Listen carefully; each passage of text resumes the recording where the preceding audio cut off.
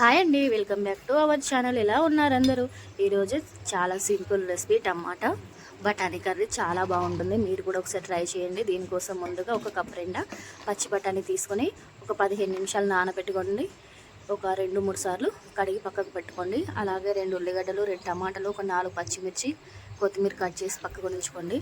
అలాగే స్టవ్ వెలిగించి ఆయిల్ పోసి ఆయిల్ హీట్ అయిన తర్వాత పోపు గింజలు వేసుకోండి. అవి కాస్తంత చిటపటలాడంగానే కట్ చేసి పెట్టుకున్న పచ్చిమిర్చి ముక్కలు అలాగే ఉల్లిగడ్డ ముక్కలు వేసుకొని అవి ఫ్రై అయిన తర్వాత కొత్తిమీర కాడలు ఉంటాయి కదా, అవి ఉన్న టమాటా ముక్కలు వేసుకొని ఒకసారి మిక్స్ చేసుకోండి.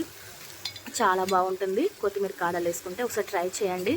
స్మెల్తో పాటు టేస్ట్ కూడా కాస్త వేరే వస్తుంది. అలాగే ఒక 5 నిమిషాలు మూత పెట్టుకొని మూత తీసి బఠానీ గింజలు వేసుకొని కాస్తంత పసుపు, స్పైసీకి తగ్గట్టు కారం వేసుకొని మిక్స్ చేసుకోండి. ఫస్ట్ టైం కనుక నా ఛానల్ చూస్తే ప్లీజ్ నా ఛానల్ని సబ్స్క్రైబ్ చేయండి. అలాగే లైక్ చేయండి, షేర్ చేయండి, కామెంట్ చేయండి.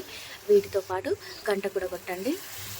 దీంట్లోనే కాస్తని వాటర్ పోసుకొని కలుపుకొని మళ్ళీ ఒక 10 నిమిషాల పాటు మూత పెట్టుకోండి. మధ్య మధ్యలో తీస్తూ కలుపుతూ ఉండండి. 10 నిమిషాల తర్వాత మూత తీసి కాస్తంత గరం మసాలా, సాల్ట్ వేసి మళ్ళీ ఒకసారి కలుపుకొని మళ్ళీ ఒక 5 నిమిషాల పాటు మూత పెట్టుకోండి. చాలా సింపుల్ రెసిపీస్ ఉంటాయి నా ఛానల్లో, ఒకసారి వెళ్ళి చూడండి. తప్పకుండా నచ్చుతాయి హోమ్ మేడ్ రెసిపీ.